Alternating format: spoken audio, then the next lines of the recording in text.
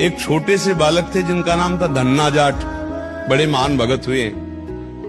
उनको परिवार की मां ले गई कथा सुनाने, तो कथा में कह रहे थे बिना भगवान का भोग लगाए जो खाता है वो पाप खाता है, भगवान की सेवा करनी चाहिए। तो घर में आए, अपनी माँ से कहा, 8-10 वर्ष के होंगे, कि हमारे घर में तो भगवान है नहीं, भगवान का भोग नहीं लगता, पाप खाया जाएगा, अब कैसे होगा। तो कथा का आखिरी दिन था, तो पंडित जी के पास गए, कहा कथा आपने सुनाया कि बिना भगवान का भोग लगाए नहीं खाना चाहिए, भगवान हमारे यहाँ तो भगवान है नहीं, तो आप भगवान दे दो। तो उन्होंने देखा कि बच्चा है, तो उन्होंने कहा देखो कथा समाप्त होगी तब भगवान दे देंगे। अब वो दूसरे दिन जब जाने लगे तो उनके पीछे चले, भगवान दे दो गुरुजी आप कह रहे थे।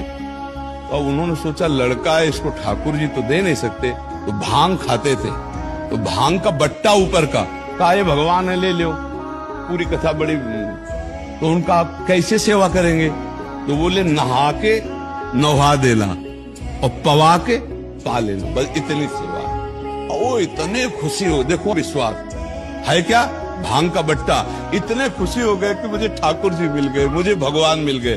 घर में गए, नहाया और ठाकुर जी को ना, वही मतलब भांग के बट्टा को नाम, और बाजरे की रोटी गरीब आदमी सामने रखा, पाओ प्रभु।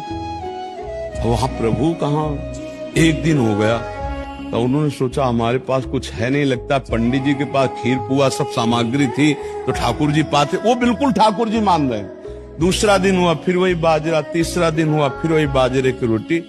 तो वो रो रो करके ऐसे भांग का बट्टा पकड़ा और कहने लगे प्रभु हमारे पास नहीं है कि हम तुम्हें खीर पूड़ी पुआ पवा सके, और गुरु जी ने कहा बिना पवाए पाना नहीं, अगर आप नहीं पाओगे तो हम चाहे मर जाएं लेकिन नहीं पाएंगे। उसी समय श्री कृष्ण प्रकट हो गए, क्योंकि भगवान तो सर्वत्र है ना। भांग के बट्टे की जगह में श्री कृष्ण बैठे हैं, उन्हीं की अवस्था का रूप लेके, और वो और बाजरे की रोटी शुरू कर दी पाना। तो बोले देखो तुम कितने निर्दयी हो, 3 दिन से तो हमें भूख लगी है, तो हमारे घर में ज्यादा कुछ है नहीं, 1-2 रोटी माँ बना पाती है, गरीब आदमी, पूरी रोटी तुम नहीं पाओगे, आधी हमें दो आधी तुम पाओ।